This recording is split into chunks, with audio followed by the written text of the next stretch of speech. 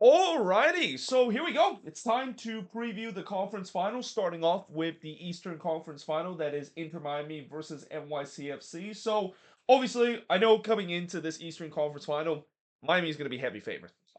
If you talk to anyone, everyone knows that they are heavy favorites coming into this one. This feels like it's another David versus Goliath kind of matchup where NYCFC huge underdogs coming into this one.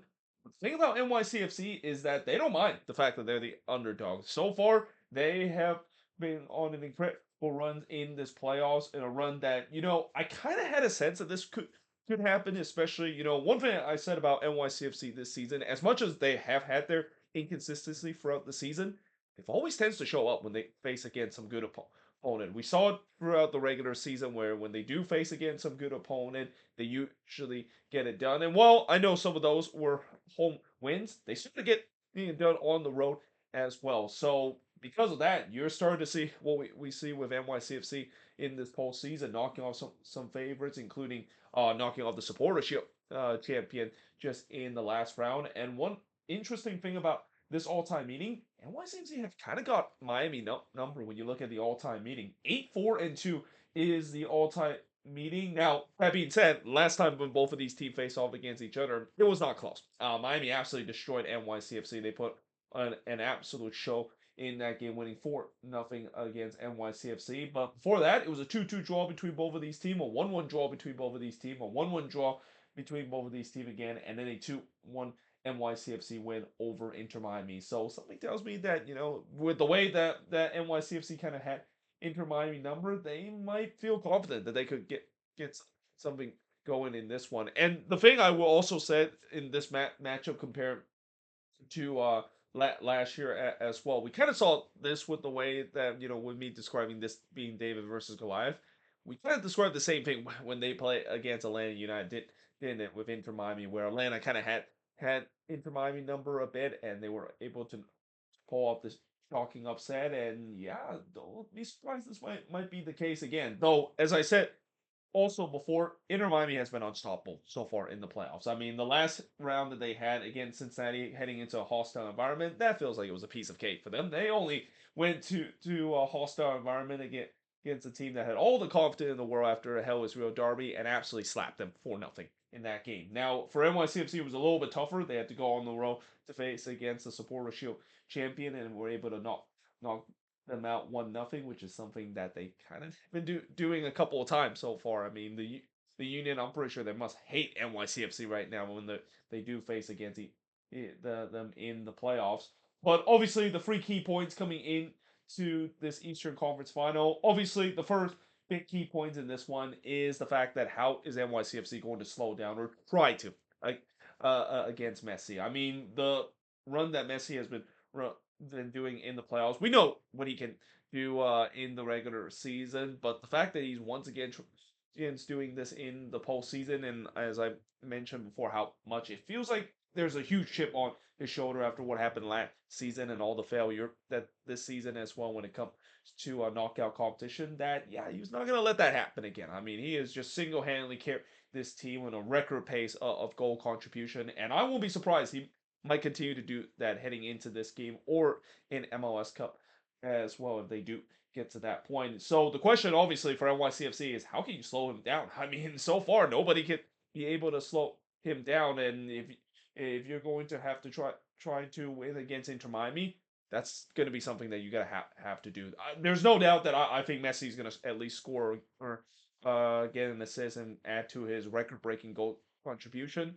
But it's all about how NYCFC can slow that down and make sure it doesn't happen more than one or two times. Because if it happens more than that, I think Inter Miami probably got this one in the bag. And a big part of how they can slow down Messi in terms of the goal contribution is the defense and especially the goalkeeping. And at least throughout this playoffs, NYCFC has been pretty solid when it comes to their defensive end. I believe they've only conceded one goal so far in the playoffs right now, and a big part of it is because of not only the defense has been very good, but also Matt Freese has been huge in this playoffs. He is definitely playing like he is ready to be the number one as the U.S.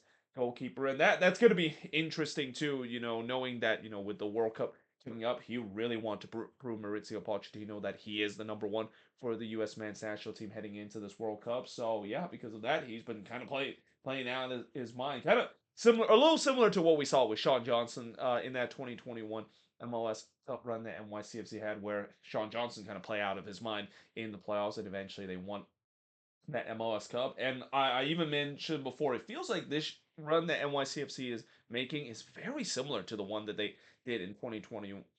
A run where in 2021, they defeat a lot narrative that they weren't able to get themselves out of the early rounds, and finally were able to silence the doubters by went on to win MLS Cup, and not only win MLS Cup, but to do it on the road as well. They actually still remains the only team to win on the road in MLS Cup since the Seattle Sounders did it back in 2016. The home team has pretty much dominant in terms of winning MLS Cup at home. And while this is not an MLS Cup kind of matchup, NYCFC know that they have a history of being able to go for hostile environment and go for a really tough place to play like it is in this one, going to Chase Stadium and get a win. So yeah, we'll see whether or not if that could be the case, and especially if that is going to be the case, freezing that defense has to do well again. I mean, it's one thing to slow down the likes of the Philadelphia Union and Charlotte in the playoffs, but it's another to face against the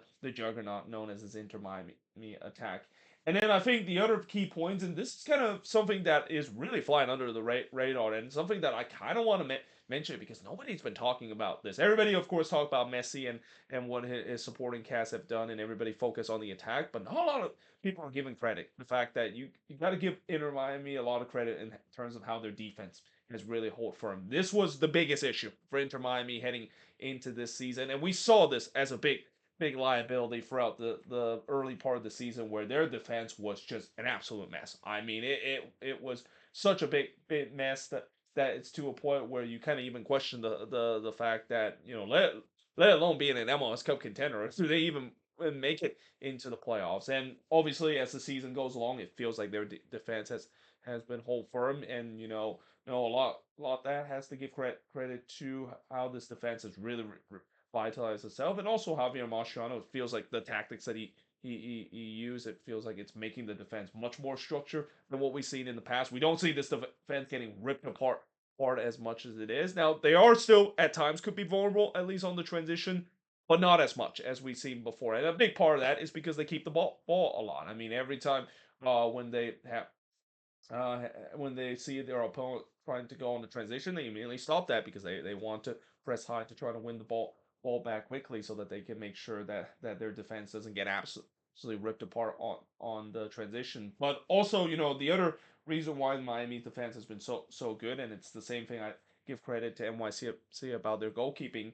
It's their goalkeeper Rocco Rios Novos. I mean, this is a guy that really kind of came out of nowhere to become a certified number one for this Inter Miami team. I mean, there was a lot of question when Ustari did went down whether or not Rios Novos was going to do well, and when he came in for the injured Ustari, not only he did well, but he's outright won the starting job for this Inter Miami team, and his incredible form that he has once he took over that number one spot continue into this playoffs as well. So yeah, I think as much as everybody talk about Messi and everybody talk about how good the attack is, not a lot of people have give credit to how good this Inter Miami defense is, and I think that's also easily probably a very underlining factor of why this team has become a juggernaut.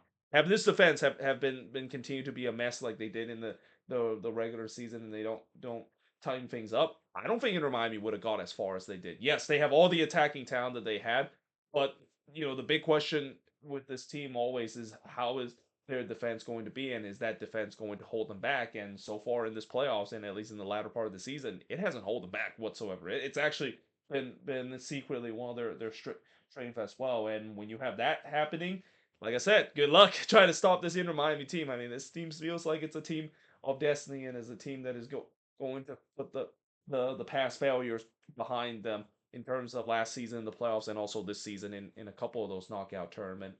But yeah, let me know in the comments below what do you think of this preview, and let me know in the comments below your prediction of this. Obviously, a lot of people is going to pick Inter Miami to win this one, and I don't blame them for doing so. They are the heavy favorites coming into this one, but can NYCFC do it? Can they pull off the shark? Can they do something that Atlanta did last season, able to pull off the ultimate upset? And certainly a lot of the general public of MLS fans are hoping that that is the case. Like honestly, pretty much 29 other franchises is rooting for NYCFC in this one, and Inter Miami is basically that low franchise that they don't care that everybody is rooting against them. They're gonna trying to play the villain role once again and move on into MLS Cup. But yeah, should be a very fascinating Eastern Conference final. Let me know in the comments below your opinion about this. But yeah, hope you guys enjoyed this video. If you do, make sure you like, smash the subscribe button, and yeah, I of course will see you guys next time.